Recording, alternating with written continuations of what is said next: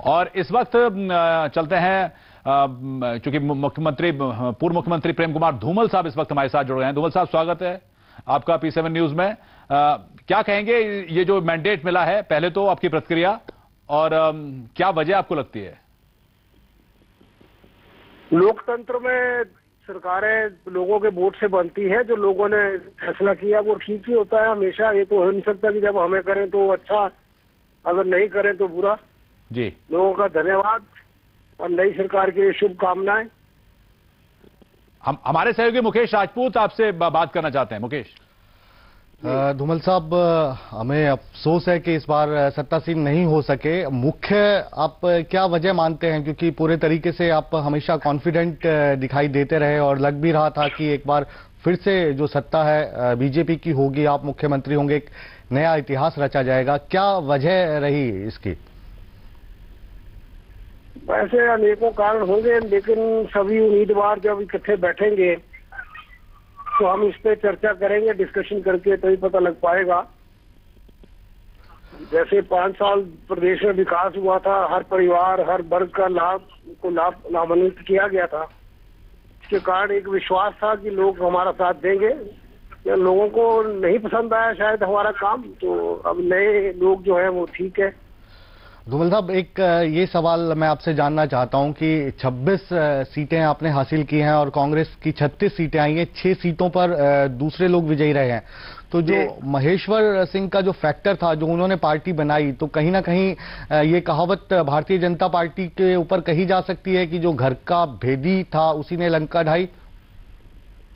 उनके अपने गिले शिकवे थे, उसमें उन्होंने पार्टी छोड़ी। लेकिन सिर्फ महेश्वर सिंह जी जीते, बाकी तो उनके जहां जहां उम्मीदवार खड़े थे वो हारे हैं। अभी क्योंकि आप अच्छी स्थिति में हैं और ओपोजिशन की भी जनता को उतनी ही जरूरत होती है जितनी सत्तारूढ़ पार्टी की होती है, क्या रणनीति है आपकी ताकि आप हिमाचल के लोगों की और सेवा कर सकें? हमारी रणनीति केवल लोगों की सेवा की है और जहां जहां आवश्यक होगा लोगों के हितों के लिए आवाज उठाएंगे। धूमल साहब, हमारी शुभकामनाएं हमेशा ही आपके साथ रही हैं और अब भी साथ हैं कि आप ऑपोजिशन में भी उसी तरह से रोल अदा करें जिस तरीके से आपने मुख्यमंत्री के तौर पर किया था। P7 परिवार की तरफ से आपका बहुत बहुत शुक्रिया। बहुत धन्यवाद, पूरे परिवार का धन्यवाद। पूर्व मुख्यमंत्री प्रेम कुमार धूमल। और हालांकि लग रहा था, जैसे मुकेश ने बताया भी, कि ऐसा लग रहा था कि शायद यहां बात नेक टू नेक हो जाएगी, लेकिन हिमाचल की जनता ने एक बार फिर उसी तरह फैसला दिया है और इस बार कांग्रेस को जिताकर भेजा है। वैसे आपने एक जो सवाल भी किया है प्रेम कुमार धूमल से, वो ये भी था कि जिस तरह से कुछ लोग उनके रेबल, जो उनके असंतुष्ट थे, वो अलग हुए, वो एक आपको फैक्टर लगता है या फिर कुछ और वजह है? बिल्कुल, महेश्वर सिंह की अगर हम बात करें तो भारतीय जनता पार्टी में एक अच्छा खासा कदावर नेता उनको माना जाता था और कुल्लू जो जिला है उसके राजा हैं, वो राजा महेश्वर सिंह उनको कहते हैं। और उन्होंने अपनी एक पार्टी बना ली और तकरीबन 36 के करीब उन्होंने अपने उम्मीदवार उतारे भारतीय जनता पार्टी के खिलाफ। इसके अलावा CPIM और CPM से उन्होंने गठजोड़ किया, तो वो वाला फैक्टर भी कहीं ना कहीं जो बीजेपी का वोट बैंक था वो वोट बैंक उन्होंने काटा, जिसका सीधा सीधा फायदा कांग्रेस को पहुंचा है। और इस चीज को मुझे लगता है कि जो धूमल साहब हैं, जब हमने उनसे बात की तो वो भी इस चीज को मान रहे हैं। क्या जो मैदानी इलाकों से, खासकर पंजाब से लगा हुआ जो हिमाचल का इलाका है, जिसे मैदानी इलाका थोड़ा कह सकते हैं, या फिर शिमला तक अब कुछ BSP या फिर अन्य की जो बात कही जाती है, मतलब कुछ और रीजनल पार्टी के बढ़ने का स्कोप आपको लग रहा है कि हिमाचल में भी ये स्थिति बन सकती है कुछ समय के बाद? देखिए, अभी जो 6 का आंकड़ा हम देख पा रहे हैं अपनी स्क्रीन पर, ये 6 कौन है इसकी अभी डिटेल्स अपने पास आना बाकी है और फाइनल जो टैली है इस वक्त चल रही है। हालांकि जो कांग्रेस का आंकड़ा है वो फाइनल हो चुका है, लेकिन भारतीय जनता पार्टी अभी 24 पर जीत चुकी है, 2 पर आगे है और उसी तरीके से 5 जो अन्य का है उसमें से 5 जीत चुके हैं और 1 लीड कर रहे हैं। तो ये जो 6 लोग हैं ये कौन है?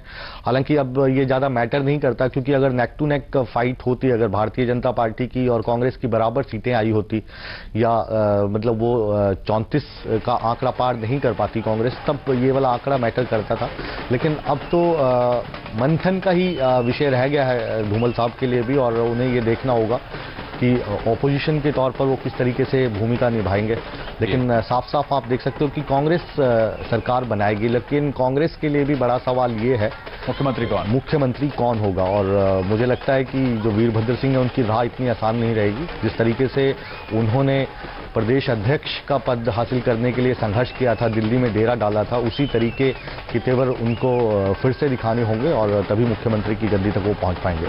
एक चीज और कि आमतौर पर जैसे खासकर हम पंजाब में देखते हैं कि जब सत्ता बदलती है तो कई तरह की चीजें और होती हैं, मतलब एक वो पॉलिटिकल वेंडेटा होता है। हिमाचल में आमतौर पर जैसे जो भी काम धूमल सरकार ने किए, खासकर वहां पर हाइड्रो प्रोजेक्ट को लेकर है, या फिर वहां पर जिस तरह से इंडस्ट्री कुछ आई है, या फिर जो भी विकास के काम हैं, उसकी प्रक्रिया आमतौर पर सामान्य रहती है, या फिर किस तरह की स्थिति आप देखते हैं?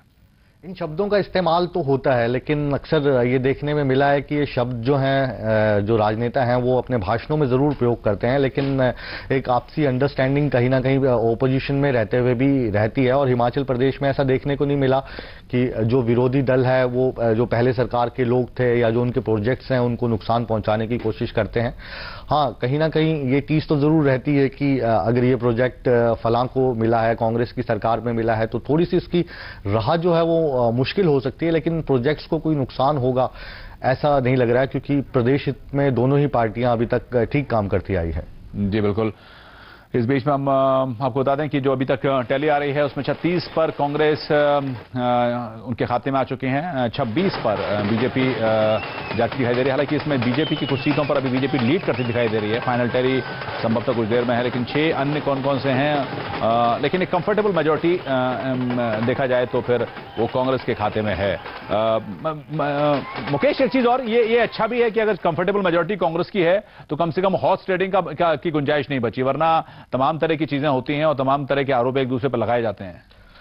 बिल्कुल, और जिस तरीके के जो सर्वेक्षण किए गए थे उससे कई सर्वेक्षण ऐसे भी थे जिसमें लग रहा था कि बिल्कुल नेक टू नेक फाइट है और दोनों के जो आंकड़े हैं वो बराबर होंगे और उसके बाद खरीद फरोख्त होगी। लेकिन उन चीज़ों से अब आप देख सकते हैं कि कांग्रेस को इस चीज़ की चिंता नहीं है। कांग्रेस के पास अपना बहुमत का आंकड़ा है और ये बहुमत से अपनी सरकार बना सकती है। अब जो इशू रहेगा वो सरकार में मुख्यमंत्री कौन होगा, मंत्री पद किस किस को मिलेगा, इन चीजों को लेकर रस्साकशी जरूर शुरू होगी, क्योंकि गुटबाजी कांग्रेस में काफी है हिमाचल प्रदेश में और उस गुटबाजी से निकलने के प्रयास करने चाहिए वीरभद्र सिंह को भी और जो आला कमान है उन्हें भी बिठा के सभी नेताओं को, ताकि प्रदेश की जो विकास दर है उसको मेंटेन रखा जा सके और जो कांग्रेस की सरकार है उसको भी विकास करने का मौका मिले। आप वहां पर रहे हैं, देखा है आपने, पिछला चुनाव भी देखा होगा, ये गट फीलिंग आ रही थी आपको? क्योंकि नेक टू नेक वाली बात जब तक आज सुबह तक लग रही थी, 8 बजे तक लग रही थी कि दोनों पार्टियां जीत सकती हैं और दोनों पार्टियों की अगर सीटें बराबर हुई, 32-32 हुई या फिर 33-32 हुई तो फिर हो जाएगा। ये कैसा मतलब आपको लग रहा था पहले भी इस तरह का हुआ है? देखिए, जब 8 बजे आज सुबह हम दोनों बात कर रहे थे और जब ये लीड्स आ रही थी तो आपने शुरू में देखा होगा कि भारतीय जनता पार्टी पहले जो रुझान आ रहे थे उनमें 10 सीटों में आगे थी और कांग्रेस की एक भी सीट नहीं आ रही थी। तो उन रुझान को देखकर जब प्रोफेसर धूमल बाहर आए थे हमीरपुर में अपने घर के बाहर, तो वो कह रहे थे कि अभी तो देखिए आप जिस तरीके से आप लोगों ने जो सर्वे किए हैं, किसी ने इतने बताया किसी ने उतने बताया, लेकिन फाइनल आंकड़ा जो होगा 40 उनके पक्ष में होगा। लेकिन जब आपने देखा कि जो आंकड़ा है वो पलटा, उसके बाद वीरभद्र सिंह अपने घर से बाहर आए और उन्होंने कहा कि सरकार हम बनाएंगे और 40 के आंकड़े को छुएंगे। हालांकि जो 40 का आंकड़ा कांग्रेस भी नहीं छू पाई और जिस तरीके के दावे भारतीय जनता पार्टी कर रही थी वो भी नहीं छू पाए, लेकिन कुल मिलाकर आप कह सकते हैं कि एक दूसरे को टक्कर जरूर दी है। 26 का आंकड़ा 68 में से हासिल करना बड़ी बात है और 36 का जो आंकड़ा है वो कांग्रेस ने लिया है और इसके चलते कांग्रेस सत्तारूढ़ होगी और कांग्रेस की सरकार बनेगी। बिल्कुल, लेकिन एक बड़ा लाख टके का सवाल रह जाएगा, जैसा आपने कहा कि $1 मिलियन क्वेश्चन कि मुख्यमंत्री कौन होगा। फिलहाल धन्यवाद मुकेश आपका हमसे जुड़े रहने के लिए, सारी जानकारी के लिए। और मुकेश हमारे सहयोगी जो कि नजर बनाए रखे हुए थे कि आखिरकार हिमाचल में क्या कुछ स्थिति हो सकती है, लेकिन अब कांग्रेस को मैंडेट मिला है, मुख्यमंत्री कौन होगा ये अब देखने की बात होगी। फिलहाल रुकते हैं एक छोटे से ब्रेक।